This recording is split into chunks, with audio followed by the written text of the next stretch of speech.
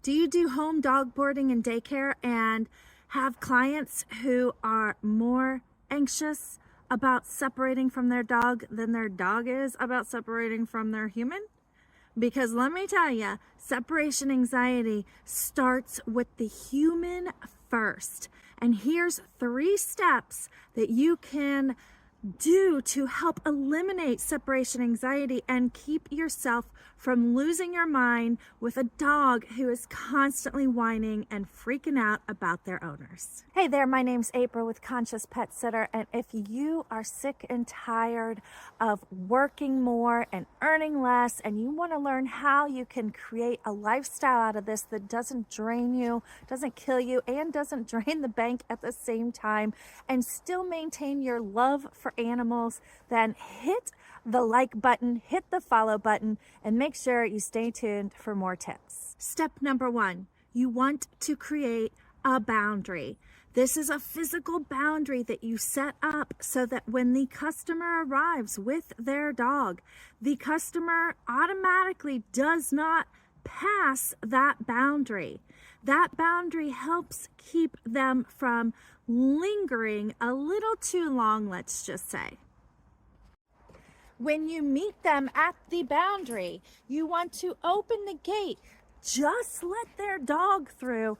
Do not let the human through. Use your body language and closing the gate slowly before the human moves forward to indicate that this means human stays behind the line.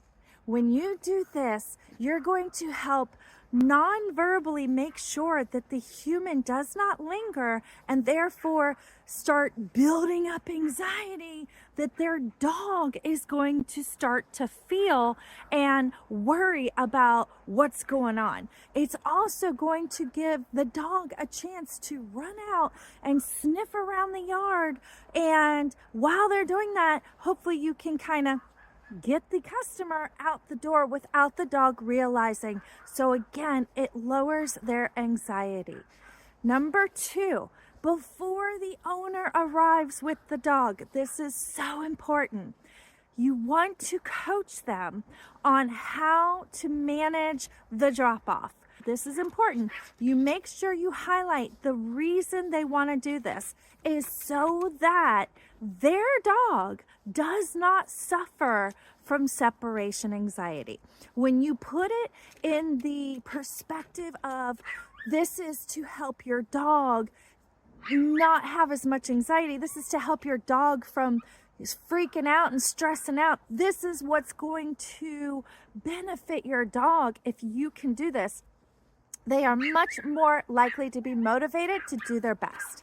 Coach them when they arrive to make sure that they have the frame of mind that their dog is going to have an amazing doggy vacation with their own kind. Their dog is going to get more fun like a doggy Disneyland than they ever get at home. You have to make sure you frame it in their mind that they have to think about it in ways like that so that they can actually fool themselves, their emotions, into being happy and confident for their dog at the time of drop-off.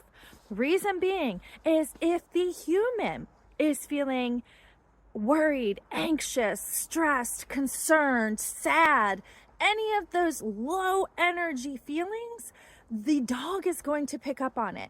And then the human is going to walk out the door and the dog is going to be going, oh my God, are you okay? Where'd you go? I can't help you. You're freaking out. You're sad.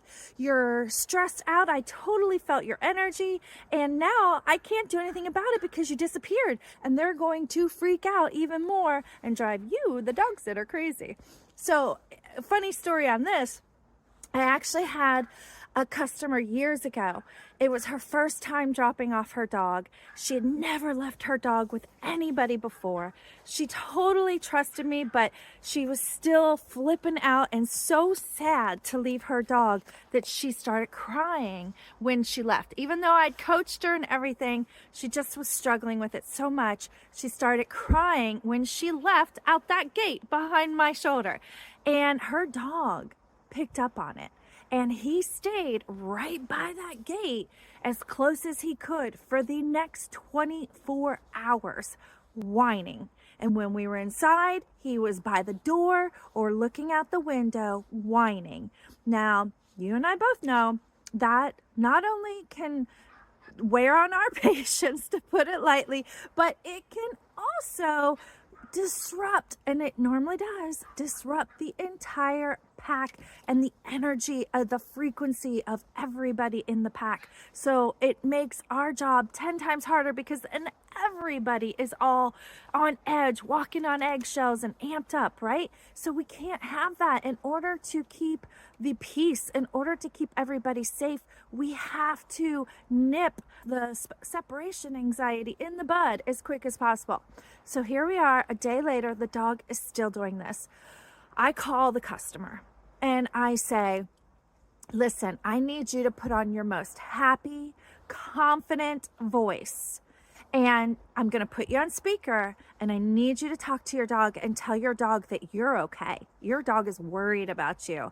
I need you to tell your dog you're okay and when you're coming back. And do it with a happy, confident voice because your dog is losing it, worried about you.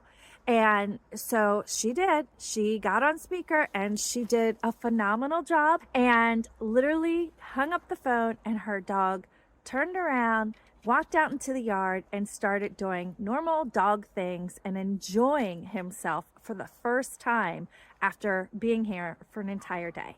So this is why it is so important. This is how much it can actually affect a dog, so much so that even hearing their voice on speakerphone can help change separation anxiety. So if your customer can do this from the get-go at drop-off, then it works miracles. Okay, number 3, the third thing you want to do when you are trying to make sure that a dog does not have separation anxiety when being dropped off at your house for boarding or for daycare is to help your human customer with the coaching assignment you gave them. Help them feel at ease and assure them that within the next hour or 2 of them being dropped off, you will be providing them with an update as to how their dog is doing, and if possible, even providing visuals. And that could be video or that could be pictures, it doesn't matter. But what I find is when I tell the customers, I'm going to let you know how your dog is doing in the next hour or 2, that's like a sigh of relief. Like, oh, thank God, I'm not going to just leave and never hear about how my dog's doing, or, you know, you're not going to stop contacting me or communicating with me. I'm actually going to make sure my dog's okay right away, within an hour, like right after I leave. And that just eases their mind and helps them breathe a little and feel more confident in leaving their dog with you, which, as you know, now it makes the dog so much more comfortable and have less separation anxiety.